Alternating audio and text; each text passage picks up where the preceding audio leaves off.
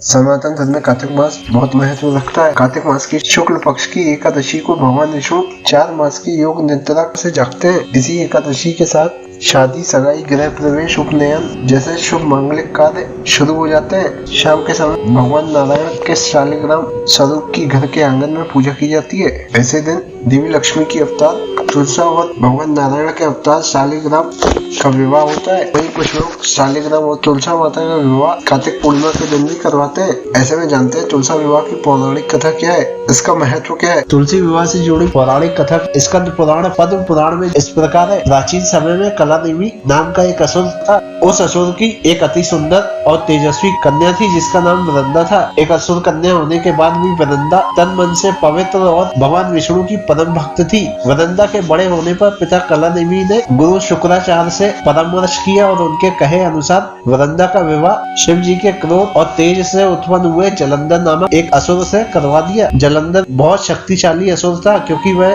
भगवान शिव के तेज से ही उत्पन्न हुआ था और भगवान शिव का ही अंश था और अपनी पत्नी वृंदा के पतिव्रता धर्म के कारण अजय था। जब समुद्र मंथन हुआ तो जलंधर उसके परिणाम से संतुष्ट नहीं था। क्रोधित होकर उसने देवताओं पर आक्रमण कर दिया और देवराज इंद्र से स्वर्ग को छीनकर उस पर अपना अधिकार जमा लिया। कुछ समय बाद नारद मुनि जलंधर से मिलने स्वर्ग गए और उसके समक्ष देवी पार्वती के रूप और गुणों की व्याख्या करने लगे। देवी पार्वती के बारे में सुनकर जलंधर ने उन्हें अपनी संगनी बनाने का विचार किया और इस विचार से भगवान शिव को आक्रमण के लिए चुनौती दे दी। शिव जी जानते थे कि इस समय वृंदा का पतिव्रता धर्म जलंधर की रक्षा कर रहा है, इसलिए उसे हरा पाना बहुत कठिन होगा। वहीं दूसरी तरफ वृंदा को एक अशुभ स्वप्न दिखाई देता है जिसमें वह अपने पति को भैंस पर विराजमान काले घने आकाश के नीचे विचरण करते हुए देखती है। उस काले आकाश में उपस्थित सूर्य पर ग्रहण लगा हुआ था। इस स्वप्न से भयभीत होकर वह अपने पति की प्राण रक्षा के लिए अखंड अनुष्ठान करने के लिए बैठ जाती है। जब भगवान शिव को वृंदा के इस तप के बारे में पता चलता है तो वह श्री हरि विष्णु से जलंधर का वध करने में उनकी सहायता करने का निवेदन करते हैं। जब तक वृंदा अनुष्ठान करती है तब तक जलंधर को कोई हानि नहीं हो सकती थी,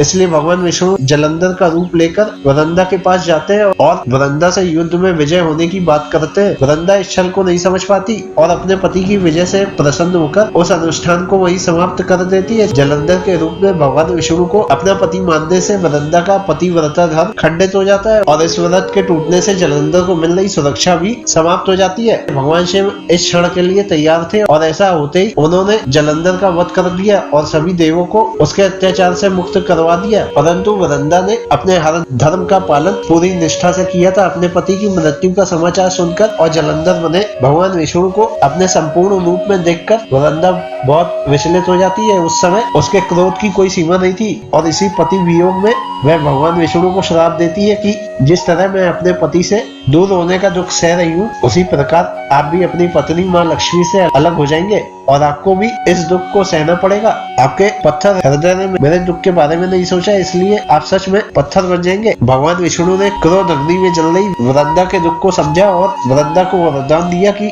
मेरा जो रूप तुम्हारे श्राप से पाषाण हो जाएगा उसी पाषाण से अगले जन्म में तुम्हारा विवाह होगा। तुमने अपने धर्म का भली भांति पालन किया है, इसलिए हर धर्म निष्ठ मनुष्य के घर में तुम्हारा वास होगा और वहाँ तुम्हारी पूजा की जाएगी। तुम्हारी पवित्रता हर जन्म में अखंड होगी और मेरे हृदय में हमेशा तुम्हारा विशेष स्थान रहेगा। तुम्हारी उपस्थिति के बिना मेरे लिए की गई कोई भी पूजा अनुष्ठान पूर्ण नहीं मानी जाएगी। भगवान विष्णु से ऐसे वचन सुनकर वृंदा के क्रोध की ज्वाला शांत तो हो गई, लेकिन उसने अपने पति से दूर होने के दुख में स्वयं को भी भस्म कर लिया। वृंदा के शरीर की उस भस्म से एक पौधे का जन्म हुआ जिसे तुलसा जी के नाम से जाना जाता है। पाषाण के बने भगवान विष्णु के स्वरूप को शालिग्राम के नाम से जाना जाता है। जो मनुष्य कार्तिक एकादशी के दिन तुम्हारे साथ मेरा विवाह करेगा उसकी हर मनोकामना पूर्ण होगी। बिना तुलसी दल के शालिग्राम या भगवान विष्णु की पूजा अधूरी मानी जाती है। शालिग्राम और तुलसी का विवाह भगवान विष्णु और महालक्ष्मी का ही विवाह माना जाता है। भगवान विष्णु ने कहा, तुलसी के पौधे की पूजा करने वाले को गंगा व नर्मदा में स्नान करने के बराबर पुण्य प्राप्त होगा। संसार में चाहे कोई भी मनुष्य कितना पापी क्यों न हो, उसने कितने भी पाप क्यों न किए हो, मृत्यु के दौरान उसके मुंह में तुलसी और गंगा जल अवश्य दिया जाएगा। इससे वह अपने पापों से मुक्त होकर वैकुंठ धाम जाएगा।